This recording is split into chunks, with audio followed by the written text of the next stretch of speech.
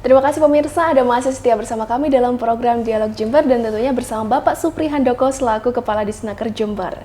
Baik Bapak Supri Handoko, saya ingin ini Pak bertanya mengenai mungkin masyarakat Jember juga ingin mengetahui Pak cara mendaftar kerja dalam negeri, luar negeri dan di luar kabupaten itu bagaimana Pak? Nah, itu sesuatu yang sangat luar biasa pertanyaannya Mbak Manda, ini sangat dibutuhkan ya. Sebetulnya Dinas Tenaga Kerja sudah bekerja dengan Diskominfo, difasilitasi oleh pemerintah daerah Kabupaten Jember. Daftar mencari kerja itu cukup di rumah, pakai handphone bisa. Kalau memang tidak mampu untuk menggunakan Androidnya, bisa minta tolong temannya, ambil di Play Store. Itu di Play Store itu ada namanya JEKPK. Di JEKPK itu ada format kepingin bekerja apa, kepingin dilatih apa. Nanti tim kami yang memfilter itu. Jadi tidak usah kemana-mana, AK1 kartu pencari kerja, di situ bisa dicetak sendiri. Jadi tidak usah harus ke Disnaker ngurusi kartu kuning kalau zaman dulu ya. Kalau dalam ada kartu kuning, sekarang udah nggak zamannya. Dia cukup nih di Android atau bahkan di Androidnya temannya. Kalau memang nggak punya Android atau nggak bisa mengoperasikan ini, cukup dengan Android di tempat masing-masing. Makanya tadi pendamping pelatihan tadi itu rencana kami tidak hanya 50 orang. Harapan kami nanti ke depan setiap desa kelurahan itu ada minimal 1 orang lah, sehingga mencari kerja orang-orang di desa sana tidak usah ke sini, cukup di tempatnya masing-masing. Dia masuk di tempat pendamping pelatihan itu, dia daftarkan. Dan pencari kerja ini tidak harus berijazah Mbak. Ini yang luar biasa, ternyata segmen lapangan kerja yang tidak membutuhkan ijazah itu ada Mbak, ternyata Mbak. Jadi jangan takut karena sudah terlanjur tua nggak sekolah terus nggak mungkin, punya kesempatan. Contohnya kemarin ya kami bekerja sama dengan perusahaan kayu lapis ekspor. Itu kayu lapis itu kan tidak seluruhnya begitu diproduksi kemudian hasilnya bagus, kan tidak kan.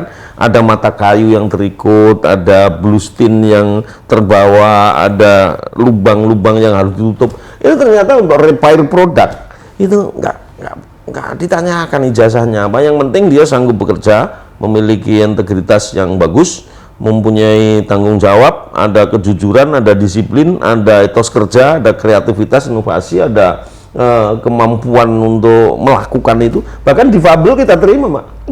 Difabel kita terima. Kemarin tuh yang masuk ya kami kan diminta untuk mengirimkan tenaga repair produk yang itu 200 orang Mbak. Kami baru memenuhi ya sekitar 80-an lah yang kita kirim. Di situ ada beberapa yang difabel itu, ada tangannya yang begini, ada yang jalannya miring-miring gitu, tapi itu kan pemberian Allah dan dia butuh makanan, butuh nafkah.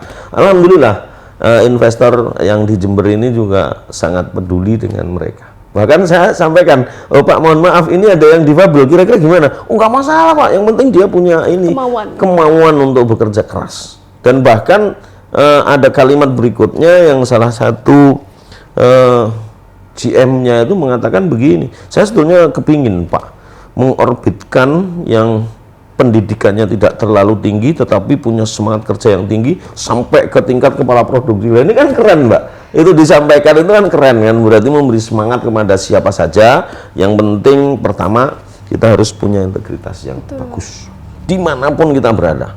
Integritas itu di dalamnya ada kejujuran, ada tanggung jawab, ada disiplin. Kalau sudah disiplin, kejujuran, tanggung jawab ini melekat pada pribadi siapa saja, pasti akan bagus. Kemudian yang kedua, pastikan bahwa setiap kita, setiap orang, setiap pekerja memiliki etos kerja yang bagus. Ada kreativitas, ada inovasi, sehingga tidak hanya itu saja, tetapi dia harus bagaimana, kayak tadi misalnya supir forklift, kan tidak ada tupoksi untuk ngelap mesin forklift, tapi dia punya kreativitas, punya inovasi, bagaimana forklift ini sumber rezeki saya, sumber nafkah saya harus dilap bersih, dijaga. Nah, contohnya seperti itu. Dan memiliki semangat kerjasama, sinergi, kolaborasi, dan akselerasi dengan yang lain. Kalau punya ilmu, jangan disimpan sendiri, beritahu yang tidak paham. Kemudian kalau memang tidak paham, harus berani bertanya kepada yang lebih paham. Kalau tiga-tiganya itu, mulai dari integritas, etos kerja, dan semangat gotong royong kerjasama itu melekat pada pribadi-pribadi masing-masing, saya yakin Jember ini akan menjadi pilihan yang sangat indah untuk para investor, karena tempat kita kan sangat strategis dari sisi takdir Tuhan ya.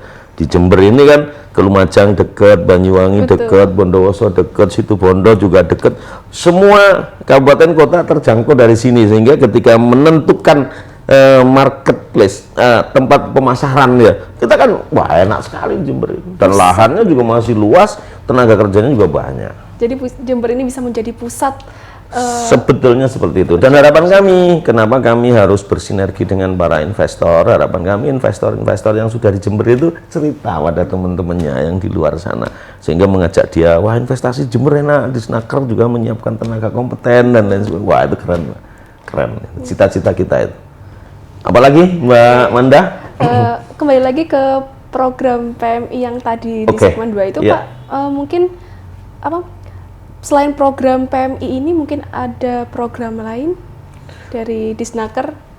Yang pasti pokoknya yang menyangkut tentang ketenaga kerjaan, kami welcome.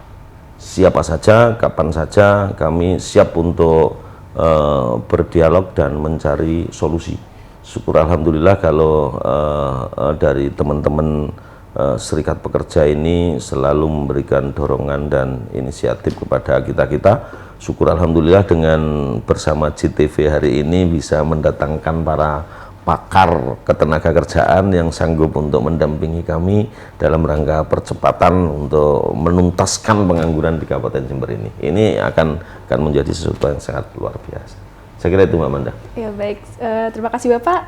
Mungkin kita sudah nyampai di closing statement. Untuk Bapak, mohon izin bisa memberikan closing statement untuk pemirsa JTV yang ada di rumah.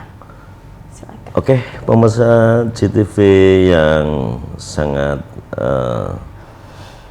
baik, yang sangat berbahagia.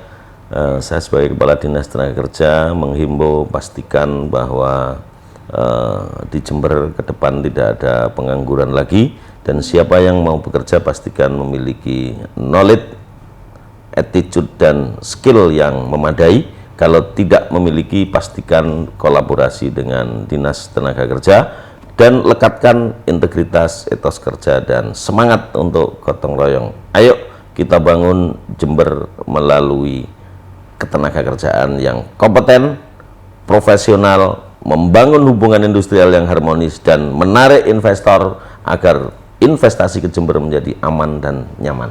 Saya kira itu aja, Mbak. Ya, baik, terima kasih banyak Bapak sudah memberikan closing statement yang sangat untuk pemirsa JTV Jember yang ada di rumah, dan semoga kita bisa bertemu lagi di kemudian hari ya Pak ya. Amin. Amin, amin, amin. Baik pemirsa, demikianlah dialog Jember episode mencegah praktek pekerja migran Indonesia secara non-prosedural atau ilegal dengan program pemberangkatan PMI Rp0 bersama Kepala Dinas Ketenagakerjaan Jember. Semoga episode ini bisa memberikan manfaat untuk pemirsa JTV Jember yang ada di rumah. Saya Amanda Tabira pamit. Wassalamualaikum warahmatullahi wabarakatuh dan sampai jumpa.